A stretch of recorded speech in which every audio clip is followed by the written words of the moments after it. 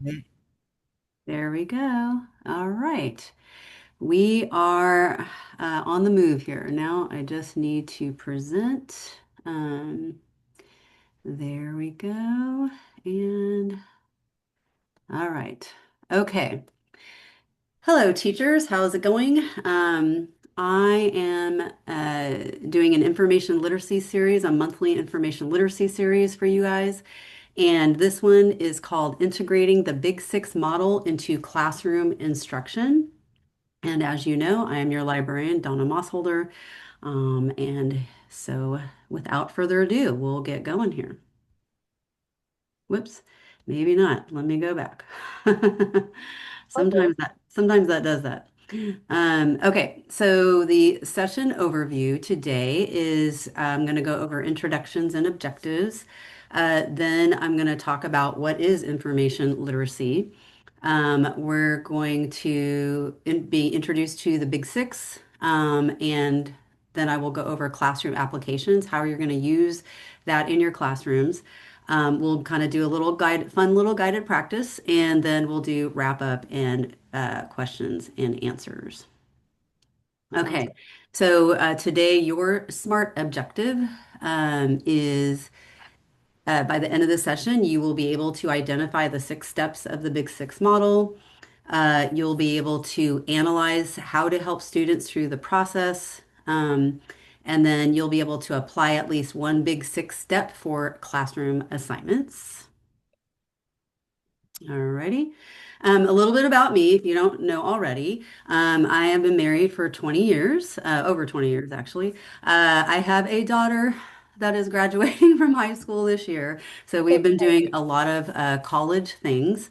And so actually this information literacy series is very pertinent for her, especially when she's going off to college. So I've been talking a lot to her about this stuff. What I love to do in my spare time, I love to read, bake, hike, road trips, thrifting, and sewing 1910s and 20s fashion. Just one of those weirdos, I guess. Me too. Uh, I love all those things. do you? Oh, awesome. Yay. Yes. Good. Oh, well, we'll have to exchange it when we get over this. Yes. Um, so credentials, I have a BA in English. I have an MA in Film and Television Studies from San Diego, or sorry, from Chapman University. I am going to be getting my library science MA as well as my school certification. And then I also have credentials in English and special education. And experience, if you can't tell with my gray hair, I have taught over 25 years in education. I've taught everything from English and special education at the high school levels, and I've taught film and television for 10 years at San Diego State University.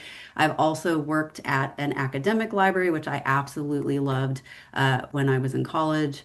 And then some of my passions that actually pertain to basically librarianship are career and college readiness, research and information literacy, critical thinking skills, and intellectual freedom and reading. Okay, so a little warm up here. So, in your own words, and there's no wrong answer here, really, what is information literacy and how do you use it in your classroom, Natalie?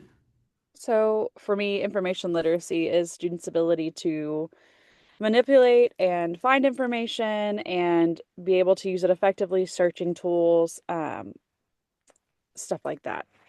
Yes, exactly. Yeah, that's actually Navigating the library, navigating, just any resource that's available to them by the district. right. Perfect. And how do you use it in your classroom?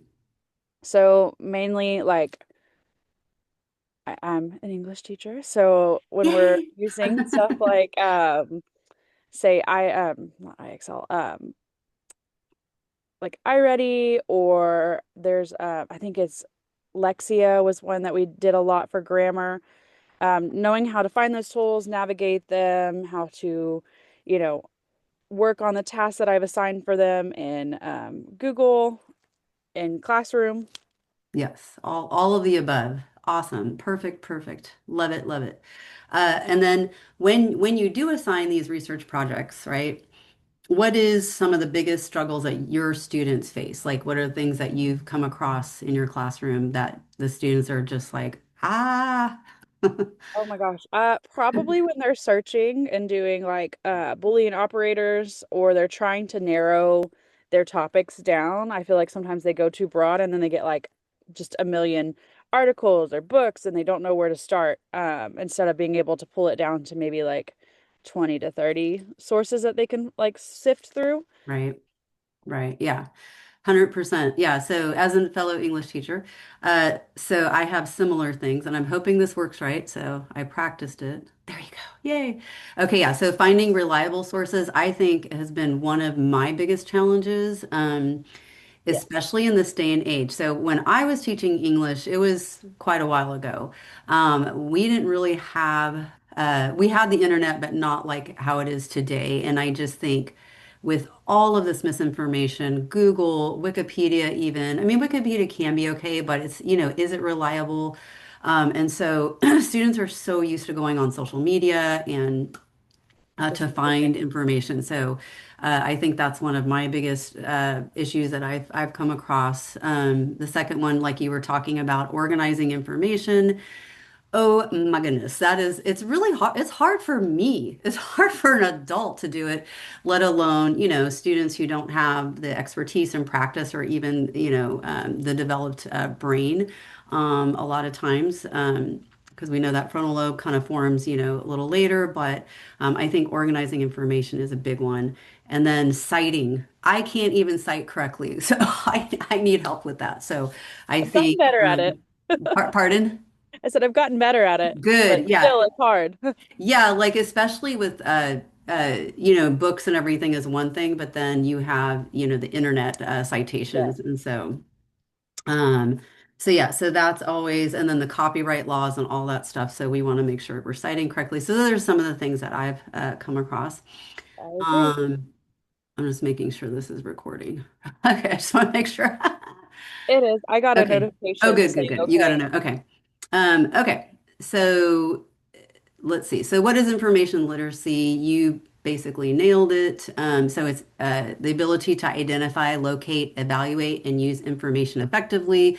I'm going to use an analogy throughout this whole presentation that makes sense to me, and that is using a recipe or cooking, right? So, we use information literacy every day, every day. So, I cook a lot. Um, and I'm always identifying. So what are we having for lunch today, right? So what am I hungry for? So first of all, we need to identify what is it that I even want to eat. Locate, so that's locating the ingredients, even locating the recipe. Where do I go to do that? Do I call my mom, hey, what's your, chicken salad recipe? Do I call my neighbor? Do I look it up on Google? Do I have a recipe book that I want to use?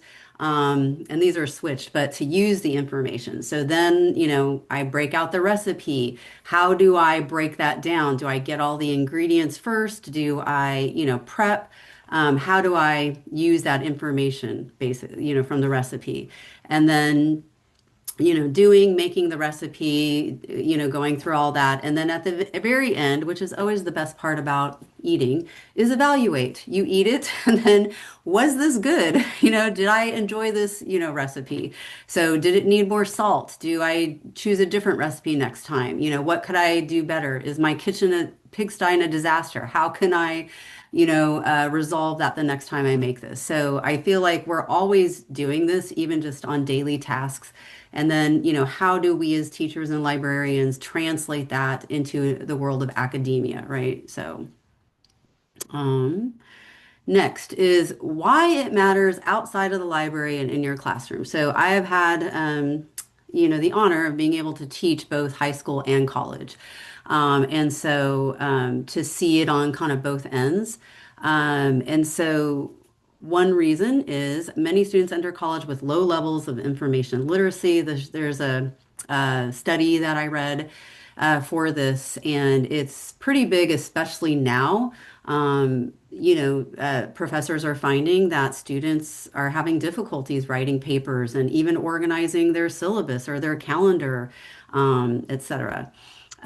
College faculty and students report that high school research instruction is insufficient for college level academic work.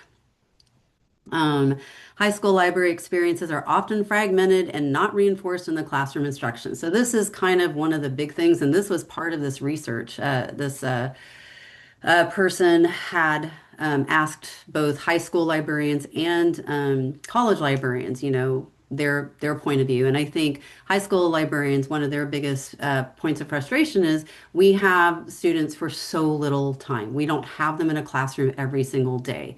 It's really hard to generalize skills. So I can teach a database, I can teach databases all day, but if they're only going to come in that one time, and those skills aren't going to be generalized in the classroom, then they're not going to be reinforced. So, as we know, muscle memory, right? Practice makes perfect. So, we really need to start putting these information literacy skills into the classroom. Um, Incorporating structured research skills like the Big Six in the classroom can bridge this gap and better prepare students. So within this study, they actually found that doing things like this and incorporating these kind of what are known as library skills into the classroom were much better for the students. Alrighty. Next, what is the Big Six model? So I don't know, have you heard of the Big Six, Natalie? I have. Yay. It's funny because my mentor, she's an older mentor, like as far as she's been doing this for a long time, she had actually never heard of the Big Six. But she's been a librarian for, I think, at least 10 years, and I think she was a science teacher beforehand. So I was actually surprised. I guess it's a fairly newish, maybe the last five Yes. years, but I lucked out. My mentor went to UNT, so she had oh, there you some of go. that, yeah, understanding. Both of my mentors had, so I kind of Oh, I that's lucked out. yes, that's awesome. So yeah, my mentor hadn't, but either way, I was like, she was like, "What is that?" So I told her what it Yeah, was. one it had been like 20 something years, and the other it was within the last 10. Oh, So okay, gotcha. Okay, perfect. So, but yeah, so what is the Big Six model? It's a very long, this is my long-winded definition, but it's a research problem-solving information literacy method using six steps to help find, process, and use information in a systematic way. So we're just going to overview this. So number one is task definition. Number two is information seeking. Three is location and access. Four is use of information. Five is synthesis. And six is evaluation. And it's very similar to Kuhlthals' guided inquiry as well, but I think it breaks it down into much more digestible parts for students. So step one is task definition. So you're going to define the problem, identify information needed, um, and again, what does this look like and how can you help the student? So basically, it's like what is the assignment? What are we doing here? Did you ask a question? Do they have a project that they have to incorporate this in? What is it? Is it a paper? Is it, a presentation? What do the students need to do? So how can you help them? So you're going to explain the rubric thoroughly. I feel like that is one of the biggest things you can do is just really go over it. Also, don't make the rubric super flowery or exaggerated, just short and sweet, I think helps most students. And it also, if you're doing it that way, you're also modifying and scaffolding for students that really need kind of those shorter chunks. So don't get too wordy, just short and sweet. And as a fellow English teacher, I freaking love graphic organizers. That's all I yes, used to use with writing because people are always so surprised because normally it's like, no, this is a science thing. And I'm like, oh, heck no. I used graphic organizers like there's no so did tomorrow we. with English papers and so forth. So the know what to know learned is a great first start. Also, mind maps and webbing. Those are always good to kind of generate ideas and hone, because it is overwhelming. You get a question and you're like, I don't even know where to start. So this is a good way. And then I always love collaboration with students. I think they work better when they're with their peers and talking about things with their peers. So I love think, pair, share. So a great thing would be to talk, get them in pairs, have them talk about, what is going on, what kind of ideas are you throwing about, and then sharing it with the whole class. They're going to have so many better ideas than I could ever come up with. So I When I think, taught fourth grade, oh we yeah, would do a mind map basically for Thanksgiving foods. And so Oh. I would do Thanksgiving foods, and then they would come up with all their options, and then we would discuss with the rest of the class, and so then they would come up with other foods from other people. So I really do like that idea. Oh, I actually I love that. That's such a cool idea. Yeah, and that's a good way to bridge the gap, right? So Yeah. you do it with something they love, skateboarding or whatever it is to, especially in the beginning of the year, you could teach those things with things that they really love and then gear them up for things that they might not love so much, Yeah. but Well, and still then, yeah, it's good too because like you also have kids who come from different cultural backgrounds, so they may eat different absolutely. foods for Thanksgiving, or they may not celebrate Thanksgiving at Yes. all, and so they have, have never experienced it. So I thought that was really cool. Yeah. But yeah, I agree. Like start with, you know, coming in from school summer and then move on out through the year, and they'll Right. get used to using it. Right. Yeah. To me, I'm just a huge proponent of muscle memory. I'm like, I think it's just with anything. If you don't do it If you don't do it, you repetitively, can't and utilize it. I don't mean like rote doing it, like having to write something a million times, but doing it authentically, right? So, but yeah, but I love that. I love that idea. I'm gonna steal that idea. Go ahead. Write that down. I stole it from my mentor when I was Okay. teaching my first year. Oh, that's awesome. Okay. So now we have step two, which is information seeking strategy. So you're going to identify all resources and select the best resources. What does this mean? I love this little graphic organizer that you see. So you're going to figure out just like the recipe, like where am I going to find the recipe? Do I ask my mom? Do I look it up in a book? That kind of thing. So, how can you help your students with that? Brainstorm, pair and share again. So a lot of these, most of these you can use for every step. Class discussion on reliable versus unreliable sources. I think that's a huge thing. And you can come down to the library. I will do a whole little, even just a mini session on this. And a T chart is also really good for that. And then this one I really like, and students can just draw it on a piece of paper, or I actually have these in a workbook that I can make copies of because it is under fair use and all that. But so you can do print, online, digital, audio, visual, and non-print. And what that looks like is so print is going to be newspapers, magazines, that kind of thing, is what I'm working on going to be found more in that arena? Articles is this going to be online? Which a lot of it is anymore, but can I find this online? Audio visual. I have found so many great things on YouTube, interviews, how-tos, all of that stuff. So don't discount YouTube. YouTube is such I think, a great source. And audio books, podcast, all of those kind of things. And then you have your non-print, which is like, science kits and those, depending on, kind of what you're doing. But you can definitely use that. And obviously bring them to the library because I can give an overview of our databases. You can tell there's a theme in this in this presentation. Okay, so location and access. So locate sources, find information in those sources, again, so once they decide, okay, really going to the library and looking up, things in our databases is probably going to be the best, way to find these sources.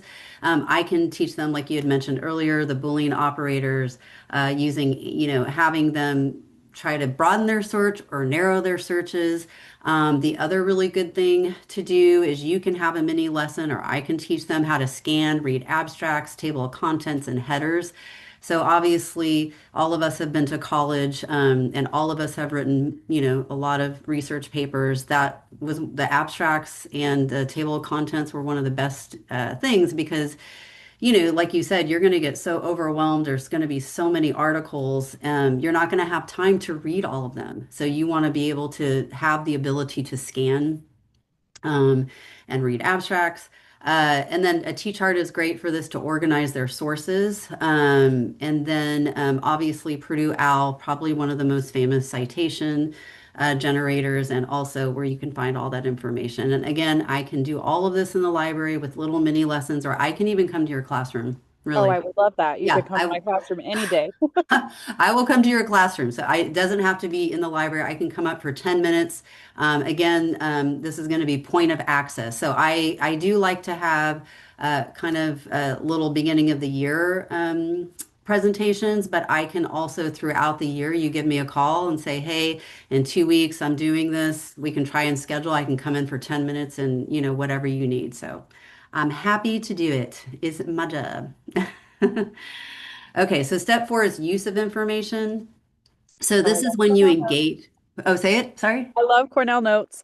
I know, right? It's like, yeah, as English teachers. So engage with your information, decide what is most important. Again, how you can help. So teach students how to take effective Cornell notes. Again, you can just do this on lined pieces of paper. Literally, that's how I used to do it back in the day. I never borrowed the copy person. I would just have them do it on lined pieces of paper. But this really helps them understand how to, pick out key points. Because again, you're reading, you don't know what's relevant, what's not. And I can do a whole little session on that. But Cornell Notes are really an effective way to organize that information. The other key thing is showcase how to annotate and highlight information. I'm kind of an analog girl, so I like to print out all my articles and do it that way. But obviously, you Really. can now do all of that online. So, are you analog as well? Yes, I find it, I like putting pen to paper. I remember Same, it better that way. I really same. struggle when it's all online. Right, right. Yeah, So, so and give your students the option of choosing, either or. So if they need a printed, and again, that's modifying and scaffolding. You can print it yeah, out or they can do it online, whatever way works best for them. And then I think this is one of the best things that we can teach students. I think, especially moving into colleges, how to summarize information in their own words. So you're, as a professor, or when I used to teach, I didn't give handouts. I, just spoke, right? So I gave presentations, and students need to understand how to synthesize that, right? So they need to understand how to ingest it and put it in their own words to take their own notes, because when they go back, if they've just written word for word what the professor wrote, they're not going to understand it. When they go back a day or two later or a week later, they're going to go, I'm lost. But if they understand how to write things and summarize things, it's going to do them a world of good in college. Do you know, I'm just making sure I don't run overtime either. Like, no, because I this, think you're good. We're at 17 minutes. thank you, because I don't see where it says um, the time, but that's okay. So you're taking time. I mean, I kind of have it on here, but yeah, okay. I was just say, I think we started close to 10, Um, so yeah, a it little, might be a little. little over 17, but it's Okay, 17 past perfect. 10. All right, good. Just don't want to run out. Okay, so step five, synthesis. So this is when you actually organize your resources and present your information. And I think even though all the steps seem hard, this might be the hardest for your students. And so one of the things, well, I'll go into that in a second, but give students templates and outline to organize information. I used this constantly because obviously as an English teacher, we were always writing papers, but I think breaking it down into your topic slash title or your thesis statement and putting a big, I love this graphic organizer right here because you can put it, it's really big. And then paragraph one, what is like the title of paragraph one? Paragraph two, paragraph three, and then your details. And then you can also flip this too. So you can, like, let's say a student is working on their paragraph, you can actually, instead of topic title, you can just put paragraph one Mhm. and then detail one, detail two, detail three. So breaking it down into little bits like this. And it's very formulaic. And a lot of my students just had so many difficulties understanding that writing is a formula, just Yeah. like math. Like, and I'm sure you've come across this too as an fellow English teacher. It's so hard for students to wrap their brain around it. They just want to go to writing immediately Yes. instead of, Instead organizing of their organizing. thoughts. Yeah. And my daughter struggles a lot with this. And so I taught her how to do this early on, and she just is so grateful because she has ADHD and stuff. So she's Yeah. her brain is just scrambled all the time, but she really appreciates that I taught her these little graphic We did this organizers. as well, and closer to Star, like the more that we used it, I would just give them like the blank boxes Oh, because right. during Star you can't give them anything, but they can write it on their own paper. So they Exactly. got used to using it, and then were able to during the test. Oh, that's super smart. Actually, I don't know if you've taken our test yet, but the I have. you have? Yes. Oh, okay. But like I got some The good hints brain from. dumping. Yes, yeah, the brain dumping thing was amazing, like an amazing piece of advice, which I think lends itself greatly to this thing. Okay, so 10 minutes. I have 10 minutes. Okay, good. You got it. Gives like they just bumped me. The Zoom said you have 10 minutes. Okay, provide sentence stems, right? So this reminds me of I agree with the main idea is, or like transitions are therefore, as a result, for that reason. So those are always good to help your students out. And then the biggest one, I just can't emphasize this enough. I need this because I'm a visual learner. You know, Howard Gardner's multiple intelligences. Show students examples of final projects for them to Yeah. model. Always keep past student works. It's really hard for me to visualize when I'm giving a rubric. When I get, for me, I have to see what the end result looks like to kind of, oh, okay, I get it now, like to actually visualize it. Self. Yes. I don't know. Yeah, I just feel I'm like the so many same. teachers don't do this, and I think like, why? Like this is students need this, especially visual learners like myself. So, That's my biggest gripe, especially because some people can't, like you said, visualize, and then you can't just expect a kid to do something they don't know. So, right. Yeah. No. Yeah. So, all right. So evaluation. Oh, whoops. Where'd I go? Okay. there it is. There we go. Judge the product, judge the process. So how can I help my students? Have students create their own rubrics. I feel like why not? Like, and I think teachers will be surprised how well students Mhm. actually create their own rubrics. And then use exit tickets, asking what worked well, what could I do differently. Again, exit tickets are a great kind of conclusion thing, but it also helps them assess like what could I do better next time.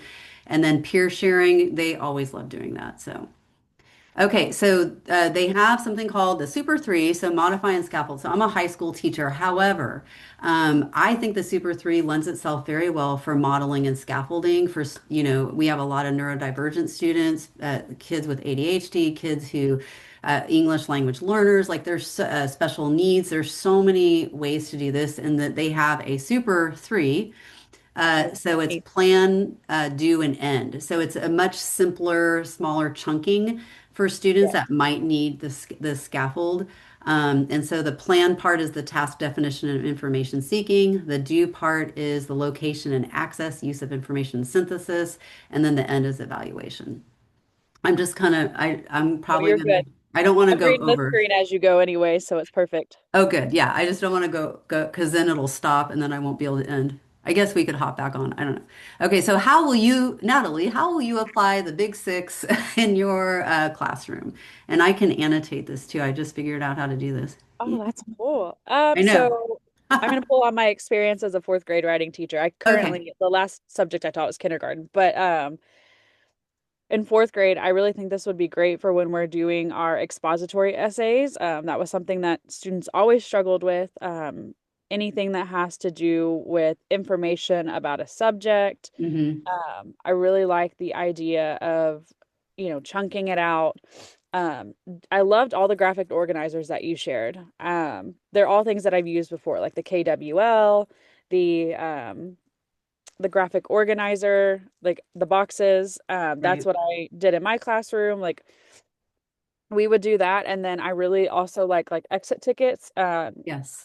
Where you're talking about like one, it's for them to reflect, but also when I collect the exit tickets, I can use that to see who has it, like who's doing really well, who doesn't have it, and who can I pull to like my back table to work with and try to, you know, give them a little more help. Yeah, like formative assessments.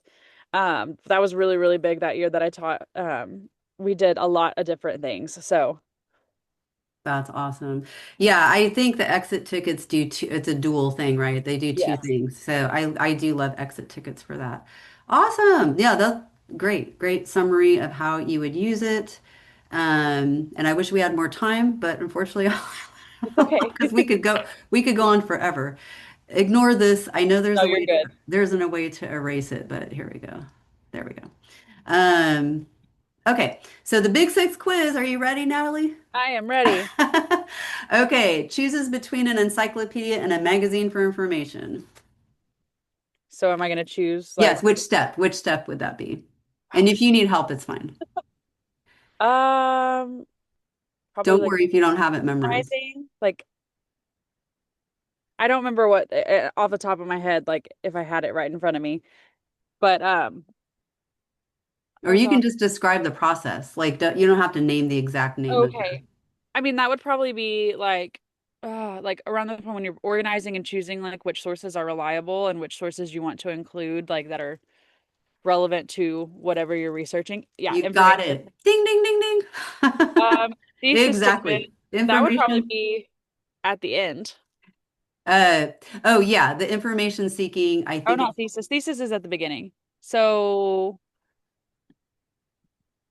I yeah, feel like you start your thesis first. Yeah. yes. So task Dash definition. definition. Yeah, Yeah. you got it.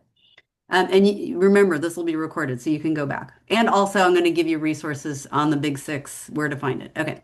Assess the presentation of a fellow student. That's probably going to be like after synthesizing. You got it. That's evaluation. Reads and annotates an article. Um, that's probably synthesizing or It's close. it's yeah, Use of it's information. the step, yeah, right before use of information. But to me, I feel like it's the super three, right? So we're, Yeah. we're kind of doing all the same within that, the doing part. A student uses Boolean operators to help find appropriate articles. That's gonna be after that's gonna be like information seeking before Yeah, the location and location access. and Yeah. access. Yeah. Don't worry, I got all Don't these. judge me. No, oh my gosh, I didn't know all these. I only know it because I'm doing this whole thing on this. But don't worry, again, there's a whole, you don't have to memorize all these. I've got a resource for you. A student creates a weekly classroom newsletter. I do not remember this one. That's the What's this? synthesis. Okay. No, but I know it, like I said, it's hard to remember like the tag words, but you know when to do it, right? You kind of know like in the process. Just being teachers, we kind of know that. Okay, again, we're just gonna, now we can review. How's that? All right. Sounds good. Task definition, information seeking, location and access, use of information, synthesis, and evaluation. There we go. So, task definition, what you need to do. Where do you look for the best resources as information seeking? Find what you need in those sources. Use of information, engage with your sources. Synthesis, combine your information into your final product, and then evaluation is review your work. I probably should have done that before the quiz, huh? That's okay. Hey, sometimes it gives you the ability to see what you do and don't know. So, Yes, I'll put that in my evaluation when I'm doing this. So strategies, these are things that as English teachers, I think you've mentioned so many great ones. So provide solid instructions, use rubrics, model each step, use graphic organizers. We both love those. Uh, and then offer varied practices. Again, note taking, summarizing, annotating. Those are all good things that you can practice every day in your classroom. Connect to prior knowledge, engage with your sources, and take notes. Modify and scaffold, so you can use the Super 3 to scaffold if you need to. And then bring them to the library. Let's collaborate together. as we So should. don't do this on your own. I am here.